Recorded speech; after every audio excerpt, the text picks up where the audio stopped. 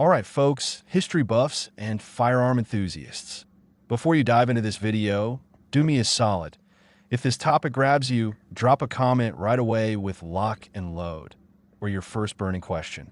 I want to feel the engagement, and definitely hit that subscribe button so you don't miss our next deep dives. We've got the Beretta M9, the Glock, the SIG Sauer, and so much more on the horizon. Now, grab a drink, get comfortable, and let's get into it. The legend that wouldn't quit. Why a humble Colt outlived all its royal rivals for over a century. Picture this. Somewhere in the hot deserts of the Middle East or the steamy jungles of Southeast Asia, a modern-day U.S. Special Forces operator checks his gear. He's kitted out in the latest digital camo, a helmet with a heads-up display, a rifle that looks like it's from a sci-fi movie, and on his hip, in a holster, rests a pistol. But not the angular, polymer kind his buddies carry. This one is all steel, with smooth, flowing lines and a distinct profile. It's a descendant of a legend, a direct heir to a pistol designed before the First World War.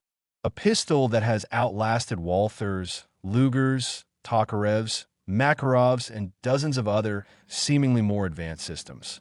How did this happen? Why is a creation of the genius John Moses Browning, born in 1911, still in service today? Why is it not just a museum piece, but a tool trusted with lives, bought, customized, and revered? This isn't just a story about a successful design. It's a story about how one idea, one near-perfect balance of form and function, managed to beat the clock. Today, we won't just state the fact. The Colt 1911 is the best in history. We're going to look under the hood of this legend. We'll understand the challenge Browning faced, the problems he had to solve, and why his solution was so brilliant that its echoes can be seen in the most modern pistols today. We'll do an economic breakdown to see how the Colt became a cultural phenomenon and a valuable asset. It's going to be a hot one, and it's going to be interesting. Let's roll. A world on the brink of revolution. The revolver is king, but his throne is shaking. To understand the magnitude of this breakthrough, you have to see what it was up against. The late 19th and early 20th century. The world of handguns belonged, unquestionably, to the revolver.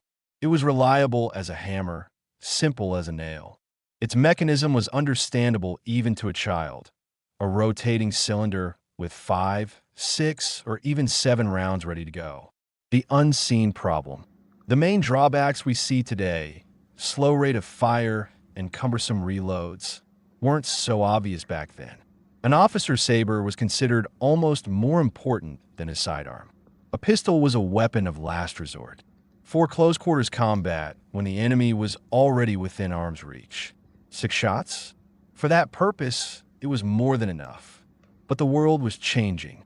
The advent of smokeless powder and self-contained metallic cartridges opened new horizons. Inspired by the success of machine guns, like Hiram Maxim's creation, designers began to wonder, why not use the energy of the shot to automatically reload a pistol? The first attempts, beautiful but temperamental. The first semi-automatic pistols appeared serially as early as the 1890s. But they were for enthusiasts and wealthy officers. Why? Because they were unreliable. The complex mechanics of early systems, like the famous Luger P08 with its toggle lock action, were finicky with dirt and required jewel-like precision to manufacture. Imagine, you're an officer leading a charge. Your life depends on your weapon. What do you choose? A proven revolver that will work even if it gets sand in it? Or an elegant but temperamental auto-loader that could jam at the worst possible moment? The answer was obvious. There was another, more fundamental problem: cartridge power. The revolvers of the era used substantial rounds like the .45 Long Colt or the .44-40. They had massive stopping power. Early pistols, to work with a simple blowback action, where a heavy slide is just held in place by spring pressure, were forced to use low-power cartridges, the 7.65mm Borchardt, the 9mm Parabellum, which was less powerful then than it is now. The bullets of these calibers were light, fast, and often zipped right through a target without transferring enough energy to stop them. A wounded opponent could still make a final, lethal lunge. And this brings us to the pivotal moment that led to the birth of our legend. A bloody lesson from the jungle. Why America needed a Terminator. The story of the Colt 1911 doesn't start in a design bureau, but on the distant Philippine Islands. After winning the Spanish-American War in 1898, U.S. troops faced fierce resistance from local insurgents, the Moro people. They were fanatically brave warriors whose tactics involved swift, close-range attacks, often under the influence of narcotic substances. And here, the U.S. Army learned a brutal lesson about the shortcomings of its standard sidearm at the time. The Colt Model 1892 revolver chambered in. 38 long Colt. The light 9mm bullet often failed to stop a charging Moro warrior, who, even after being hit multiple times, could continue his attack, reach the American soldiers, and deliver lethal blows with a machete. It was a shock. The Army was confronted with the problem of stopping power in its most brutal form. Troops began desperately requesting old, out-of-service revolvers in. 45 caliber, 11.43 millimeters. The heavy, slow-moving bullet of this caliber knocked opponents off their feet with a single shot, delivering devastating kinetic energy. The conclusion was ironclad. The new Army pistol must use a cartridge no smaller than 45 caliber. The task for designers became exponentially more difficult. Creating a reliable self-loading pistol for such a powerful round was a quantum leap compared to the low-power European counterparts. A simple blowback action wouldn't work. The powerful recoil would tear the gun apart. A system of reliably locking the barrel at the moment of fire was needed. It was at this stage that the man, the legend himself, stepped onto the scene, John Moses Browning, the genius from Utah. How Browning found an elegant solution where others saw a dead end. By this time, John Browning wasn't just a known designer. He was a star in the firearms world. His shotguns and machine guns, like the famous M1917, were already considered top tier. He thought in systems, not just parts, and he already had a solution in the works. As early as 1905, Browning, working with the Colt Company, created the new cartridge that would enter history. The 45 ACP automatic Colt pistol. It was a masterpiece of ballistic thought. A heavy bullet weighing 230 grains, 14.9 grams, moving at subsonic speed, which would later become critical for use with suppressors, had monstrous stopping power. It needed a pistol, and Browning proposed a brilliantly, almost laughably simple solution to the locking problem. He didn't invent complex rotating barrel or delayed blowback systems. His solution was called the swinging link tilting barrel. The principle was simple and genius. At the moment of firing, the barrel and the slide are locked together. Under recoil, they move backward together a very short distance. Then, a link underneath the barrel, acting like a hinge, pivots. It, pushing against the frame, forces the rear of the barrel to tilt downward. This unlocks the barrel from the slide. The slide continues its rearward travel, extracting and ejecting the spent casing, while the barrel returns to its forward position. The slide, driven by the recoil spring, pushes a new cartridge into the chamber, and the barrel, tilting back up, locks with the slide again. This system was incredibly robust, strong, and simple to manufacture. It was a perfect match for the powerful 45 ACP cartridge. Thus, the prototype, the Colt M1905, was born. The trials. The winner isn't chosen on the firing range, but in the trench. The trials for the new U.S. Army pistol began in 1907. The Colt's main competitor was the pistol from the Savage Arms Company, the Model 1907. It was more advanced, with a streamlined slide that enclosed the barrel, making it more compact and lighter. By some accounts, it was even more accurate than the Colt. But the final trials were not for the faint of heart. This wasn't about shooting paper targets in a clean range. This was about survival under the harshest conditions. The pistols were subjected to real torture. They were coated in mud and sand to simulate trench warfare conditions. They were left out in pouring rain for days. They were tested in extreme cold and blistering heat. And this is where the Browning-designed Colt showed its true quality: indestructible reliability. While the more complex Savage began to falter, the Colt kept on firing. The swinging link mechanism proved less susceptible to fouling. Disassembling and cleaning the pistol took seconds and required no tools. Another colossal advantage for a soldier in the field.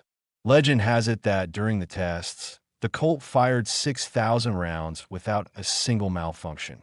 After this, it was simply dunked in a bucket of water to wash off the powder residue, oiled, and the shooting continued. It was an absolute triumph. In 1911, the pistol was officially adopted by the U.S. Army as the M1911. Anatomy of a legend. What's inside the steel masterpiece? Let's break down why the Colt 1911 became the benchmark for a century to come. Single-action trigger. This is classic. The hammer is cocked manually or by racking the slide before the first shot. This results in an incredibly light, crisp, and predictable trigger pull. Modern pistols with double-action triggers have a heavier, longer pull for the first shot, reducing accuracy. The Colt's trigger has been compared to clicking a light switch: short, clean, and precise. Ergonomics and safety. The Colt didn't have one, but 3 safety mechanisms. A thumb-operated safety lever, which can be disengaged instinctively as you grip the pistol. A grip safety on the backstrap. The pistol won't fire unless it's firmly held in the hand. And a half-cock notch on the hammer. This allowed for the safe practice of carrying the pistol cocked and locked, with a round in the chamber, hammer cocked, and the thumb safety on, ready for instant use. The signature grip. A narrow but remarkably comfortable grip. It fit the hand perfectly, which, combined with the excellent sights and superb trigger, provided phenomenal accuracy. A 7-round magazine. Yes, by modern standards, it's low capacity. But there was a trick. You could chamber an 8th round and insert a full magazine. 8 rounds of 45 ACP was a serious argument in a close-quarters fight. The pistol saw its baptism by fire in World War I, where it proved itself flawless. A slight modernization occurred in 1926, the M1911A1 model, mainly improving the ergonomics. And in this form, it served through World War II, Korea, Vietnam. The end of an empire? No, a transformation into immortality. By the 1970s and 80s, the world had changed. New players emerged, most notably the Austrian Glock 17. Polymer frames, high magazine capacity, 17 rounds versus 7, and simplicity of use. The U.S. Army held a new trial, which was won by the Italian Beretta 92F, chambered in 9 by 19 mm. It seemed like the end of the legend, but something amazing happened. The Colt 1911 didn't die. It just moved to a different league, an economic and cultural phenomenon. While retired from mass military service, the 1911 experienced an incredible boom in the civilian, law enforcement, and custom markets.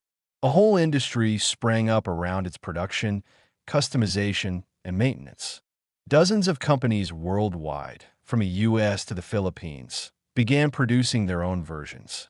Prices range from a few $100s for basic models to tens of thousands for hand-fitted custom pieces from masters like Wilson Combat or Nighthawk Custom. Why? Because the 1911 is a brand. It's like a mechanical watch in a quartz world. It's a status symbol. It's heritage. It's an unbeatable trigger feel valued by competitive shooters. It's proven reliability trusted by special operations units for whom the pistol is a primary weapon. For example, the U.S. Navy SEALs use customized 1911s from companies like Springfield Armory for decades. Analysis of its longevity. Modularity. The design allows for easy swapping of barrels, sights, grips, and triggers. The pistol can be finely tuned for any task, self-defense, competition, or tactical use. Ballistic superiority. The 45 ACP cartridge is still considered one of the best for self-defense due to its proven stopping power. Accuracy. The rigid design and excellent trigger make the 1911 one of the most accurate pistol platforms in the world. Nostalgia and cult status. It's a living piece of history.